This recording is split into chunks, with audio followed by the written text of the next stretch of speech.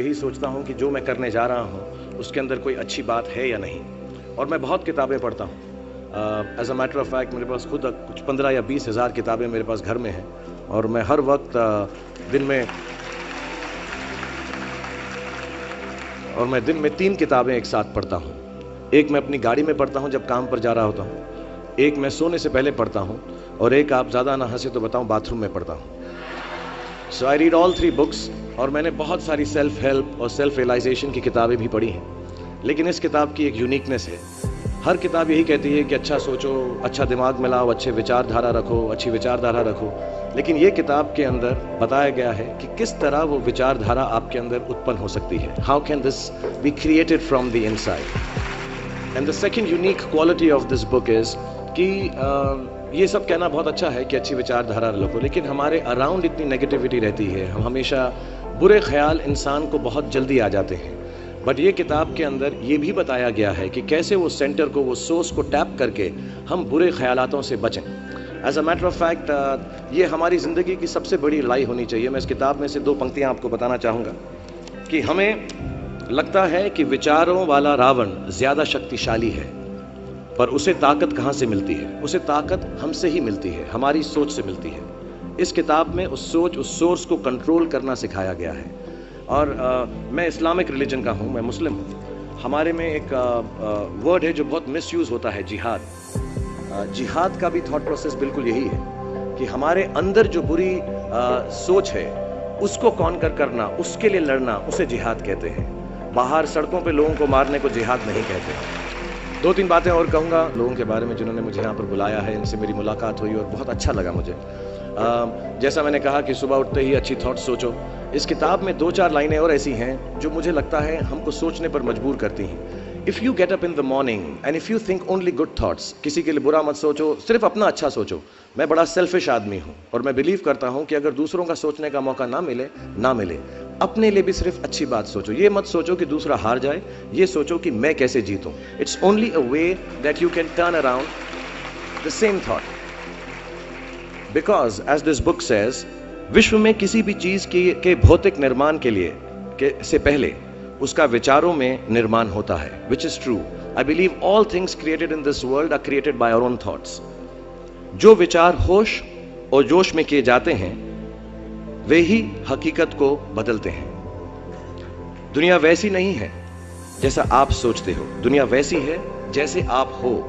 सो जो भी आपको कभी कभार दिल में आता है कि ये इंसान में से अच्छाई नहीं कर रहा है, ये घटिया है, ये बुरा है, ये जो सिचुएशन है अच्छी नहीं है, as a matter of fact अगर आप अपना नजरिया बदल के रात को सोने से पहले उसी आदमी के बारे में उसके पॉइंट ऑफ व्यू से देखें, उसी सिचुएशन को एकदम नेगेटिविटी के बिना देखें, तो आपको मालूम पड़ेगा कि सिचुएशन इतनी बुरी नहीं है। आपके अराउंड जो लोग हैं, दोस्त हैं या दुश्मन जिन्हें आप समझते हैं, वो एक्चुअली दुश्मन नहीं हैं। So it is the way you think of the world, that is how the world will look to you, is the most important aspect of this book.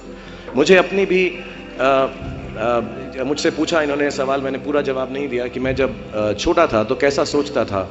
मैं सोचता था कि इतना बड़ा स्टार बन जाऊंगा। आई रिमेंबर मैंने टीवी में एक सीरियल किया था, आप लोग शायद बहुत सारे यहाँ पे छोटे इन्होंने देखा नहीं होगा, एक फौजी सीरियल किया था मैंने। एंड पहली बार जब मैं सड़क में जा रहा था तो मैंने देखा 2 औरतें 3 व्हीलर में हैं और सडनली उन्होंने मुझको देखा। मेरा नाम उस सीरियल में अभिमन्यु राय था, फौजी में। और सडनली उन्होंने मुझे देखा और मैंने नोट किया कि उनके मुंह पे इतनी बड़ी मुस्कान आ गई है मुझे देखते ही कि हाय शाहरुख शाहरुख, ऐसा करके वो चिल्लाने लगे। And to me the greatest moment in my life and the greatest desire in my life became कि मैं लोगों को मुस्कुराने की रीजन दे सकूं, उनको मुस्कुराने का रीजन दे सकूं। तो जब मैं मुंबई आया, जैसे जवान लोगों के थॉट्स होते हैं कि मैं बहुत पैसे कमाऊंगा, बहुत नाम कमाऊंगा, बड़ा घर करूंगा, मेरे दिमाग में 2 मेन चीजें इन सब मटेरियल चीजों के पीछे थी।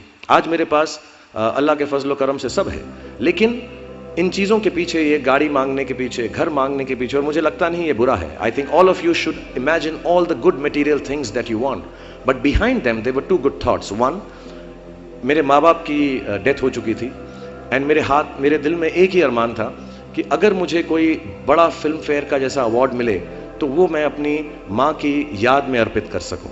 तो my main dream was that I should win the award and become so big that my mother can see me from heaven.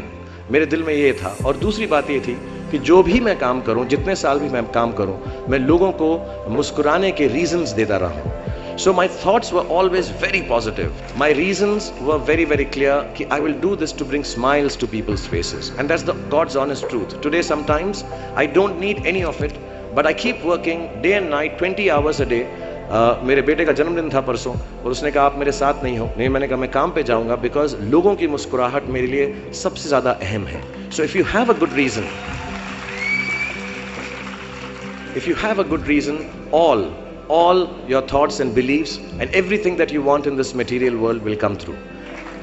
जितने भी जवान पीढ़ी के लोग यहाँ पर हैं मेरे जैसे, जो 20-22 साल के हैं, उन सब से मैं यही गुजारिश करूँगा कि प्रैक्टिकल पर्पसफुलनेस, कि जो काम आप कर रहे हैं उसका कहीं ना कहीं नतीजा अंजाम मिलना बहुत ज़रूरी है। अगर आप 8 घंटे काम कर रहे हैं तो उसकी आपको तनख्वाह मिलनी चाहिए।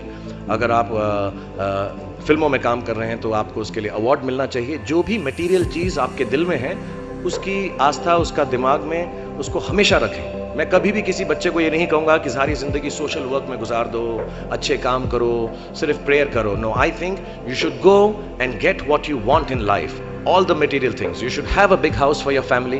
You should have a good car for your elder parents. You should be able to educate your sister and your daughter to the best possible way that you can. Please do all that. But somewhere in your heart, remember that each job that you do, जो भी कार्य आप करें, जो भी काम आप करें, उससे कहीं ना कहीं ह्यूमैनिटी का कुछ ना कुछ पॉजिटिव होना ज़रूरी है। कहीं ना कहीं पर उनका बढ़ावा होना ज़रूरी है। If you keep that thought in mind, मैं भी आपको बताऊंगा, कुछ लोगों ने स्टीव जॉब्स के बारे में सुना होगा। अभी अभी रिसेंटली उनका देहांत हुआ। उनको कैंसर था, पैनक्रियाटिक कैंसर था। एंड उन्होंने एप्पल कंपनी, सबसे बड़ी कंपनी मानी जाती है दुनिया के अंदर आजकल, उन्होंने अपने अंतिम समय में 6 महीने में रियलाइज़ किया कि जब भी मुझे मालूम पड़ा कि अब मेरी मौत करीब है, मुझको फेलियर और सक्सेस दोनों का डर या उससे खुशी ख़त्म हो गई। मेरे दिल में सिर्फ एक ही बात थी कि जब भी मैं कोई चीज़ बनाऊंगा, कंप्यूटर बनाऊंगा या कोई भी गुड बनाऊंगा, उससे इंसानों का, ह्यूमैनिटी का क्या फ़ायदा होगा। So I want to tell all the youngsters, please do whatever you want to do in terms of being well off materially, but somewhere keep a spiritual thought that the world should be a better place because you were born in it.